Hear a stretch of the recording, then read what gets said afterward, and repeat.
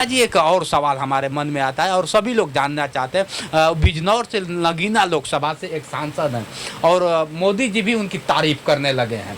वो सांसद जो क्या होता है कि कभी दलितों की आवाज़ उठाता था, दलितों के लिए लड़ाई लड़ता था, जो संविधान को बचाने की बात करता है, आज क्या होता है कि वो सांसद भवन में पहुंच गए हैं जहाँ की बीजेपी सपा सभी लोग वहाँ पे प्रत्याशी उतारे थे। सबसे बड़ी बात है कि मैं उनको सबसे बड़ी बधाई देता हूँ कि वो पहली बार चुनाव लड़े और जीते, और वो भी उन लोगों के कार्य करते हुए सेवा करते जीते जिनका मैं मुरादी हूँ। मेरा पहला काम होता था दलितों, गरीबों, ठेला वाले, पटरी वाले, टेम्पू वाले, गुमटी वाले, इनकी मैं खुद सेवा करता हूँ और यही चीज़ उनके अंदर पाई तो मुझे बड़ा अच्छा लगा। और मैं चाहूँगा कि अगर मेरी बात वहाँ पहुँचे तो वो बनारस आएंगे तो मैं उनका स्वागत भी करूँगा और निर्दल होकर वो जीते, ये बात की अच्छी बात है। और मोदी जी की जहाँ तक बात है, मोदी जी हर अच्छे व्यक्ति की तारीफ करते हैं, चाहे वो कोई भी हो। जिस तरह से दलित की बात करते हैं और एक टीचर का देखा जाए तो टीचर का वो लड़के थे और टीचर के लड़के जीरो ग्राउंड से उठते हैं और जीरो लोगों की हेल्प करते करते जहाँ कुचले के मजदूर और असहायों की बात करते थे, आवाज़ उठाते आज सांसद भवन में एक बार पहुँचे और खुद कह रहे हैं कि सांसद भवन में पहुँचा हूँ तो उसका समाज का मैं काम करूँगा, अपना काम मुझे कुछ नहीं चाहिए। माननीय प्रधानमंत्री जी को चाहिए, योगी जी को चाहिए कि आप चाय बेचने वाले झोला लेके आए, झोला लेके जाएंगे। आप ऐसे लोगों को चुन के टिकट दीजिए जो झोला वाले हो, जिन्होंने देश शहर के लिए काम किया हो, जिनका जीवन लग गया हो। आप ऐसे मठाधीशों को मत देखिए जिनकी वजह से पार्टी को या शहर देश को नुकसान हो। आप अच्छे लोगों को भी देखिए। मतलब चंद्रशेखर आजाद जैसे लोग रहेंगे तभी भारत विकसित हो सकता है और संविधान, जिस संविधान की बात दुहाई हो रही है कि संविधान को बचाया जाएगा, तो चंद्रशेखर आजाद जैसे लोग रहेंगे तभी संविधान बच पाएगा। और चंद्रशेखर आजाद, रावण जी ऐसे लोग रहेंगे बचेगा, और मोदी जी, योगी जी ऐसे लोग रहेंगे तो सनातन की और सबकी होगी। आज मोदी जी को यह बात भी सोचना होगा कि इन्होंने जिस तरह से सुविधाएं दी एक वर्ग विशेष को, उन वर्ग विशेष ने इनको दुत्कार दिया, इनको पूछा नहीं, तो यह चीज भी सोचनी है। और यह भी सोचना होगा कि आखिर इतना करने के बाद क्यों हुआ। तो सारी चीज़ों के पीछे हमको लगता है एक ही बात है कि महंगाई, तानाशाही, भ्रष्टाचार और लोगों को इग्नोर करना और नियमों को सही तरीके से न बनाना। आप एक बात जान लीजिए, कपड़ा जब भी बनता है व्यक्ति के शरीर के हिसाब से, कपड़े के हिसाब से शरीर नहीं बनता। सही कह। और सारी योजना सड़क तक उतरे, इनके लगे हुए कार्यकर्ता एक एक जाए और यह कहना छोड़ दें कि मुझे आरएसएस की जरूरत नहीं है, मुझे संविधान बदल देंगे। आज व्यापारी जो सबसे ज़्यादा दुखी है, व्यापारियों ने ही इनको वोट दे के हर जगह बचाया है। तो व्यापारी संविधान से नफरत क्या अगर देखा जाए बग्गा जी, भारत हमारा संविधान से चलता है, संविधान एक पवित्र ग्रंथ बताया जाता है, तो क्या संविधान में ऐसी क्या है कि लोग बदलना चाहते हैं? संविधान में कोई नफरत नहीं है, कहने वाले तानाशाही रूप में कह दिए। और संविधान हमारा सबसे अच्छा, जो फर्क है वो सबसे मिल बैठ के बदल रहे हैं। ये 370 धारा हटी, ये सब हटी, अच्छी चीज़ है। मैं ये जानता हूँ कि आप निष्पक्ष तरीके से कार्य करिए और इसकी मॉनिटरिंग अच्छे लोगों से कराइए, तभी आप 2047 के विजन को प्राप्त कर सकते हैं।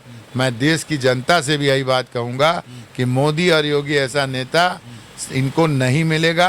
आज उन्हीं की बात ये है कि आप पूरे देश में विकास हो रहा है और सनातन का सम्मान है, नहीं तो सनातन का सम्मान भी नहीं था। योगी ऐसा नेता है जिन्होंने हलाल को खत्म कर दिया। तो आप इसको समझिए, सोचिए। संविधान को अगर बात कर दिया जाए तो संविधान को जिस तरह से लोग बदलना, क्या बदलने की जरूरत है कि नहीं जरूरत है? नहीं, जिन देखिए नियमों को संविधान में पुराने हैं, जिनसे दिक्कत आ रही है, जैसे एफएसआई का है, फूड एक्ट जो है बहुत पुराने बने हुए हैं, उनमें बदलना चाहिए। कानूनों में, पुलिस के कानून में भी चेंज होना चाहिए। जहाँ जहाँ जरूरत है वो चेंज होना चाहिए, और जिसकी जरूरत है वो संविधान में जाना चाहिए, लेकिन ये निष्पक्ष होना चाहिए। दलितों की अगर बात करें, दलितों की, मजलूमों की और गरीबों की बात कर लिया तो सरकार तानाशाही कर रही है, नहीं सुन रही है, इसके बारे में क्या कहेंगे? नहीं, मुझे तो जहाँ तक ज्ञात है ऐसा नहीं लगता है। गरीबों, दलितों, रिक्शे वाले, ठेले टेम्पू वालों के लिए तो सरकार कटिबद्ध है, पर जिस तरह से गोमतियां दुकानें टूटी या लोगों को बेघर किया गया, यह चीज गलत थी। सुप्रीम कोर्ट का नियम है पहले बसाओ फिर उजाड़ो, और वो भी बिना पैसे के। लेकिन इन्होंने उसका चार्ज भी लिया, ऐसा नहीं होना चाहिए। और ये मंथन करें, और जैसे विदेशों में या आम जगह पे मुख्यमंत्री और प्रधानमंत्री खुलेआम घूमते हैं, आप भी खुलेआम घूमिए, लोगों से मिलिए, हाथ बढ़ा के बात करिए। ऐसा न हो कि लोग आपको मिल ना पाए, तो नहीं मिल पाने का ही नतीजा ये है।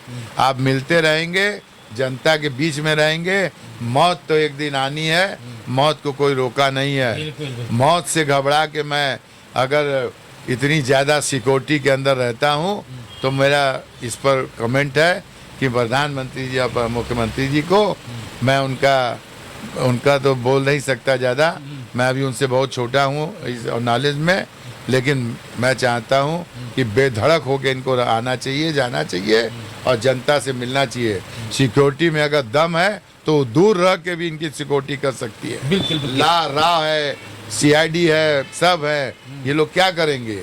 ये दूर रह के भी इसी बनारस में पहली बार जीत के आए, जब क्या होता है प्रधानमंत्री तो चप्पल से स्वागत बताया जाता है, सुर्खियों से पता चला कि चप्पल से स्वागत किया जाए, ये क्या वजह रहा? ये तो लोगों का बेहुदापन है, ऐसा नहीं होना चाहिए कि ये गाड़ी पे चप्पल फेंक दिया गया, ये गलत बात है, इसका विरोध होना चाहिए। माननीय प्रधानमंत्री जी में कोई कमी नहीं है, देश बदला है, राज्य बदले हैं, शहर बदले हैं, भगवान राम आए हैं, कॉरिडोर बना है, वही राम के यहाँ से हार भी गए हैं, और राम के यहाँ से हार गए।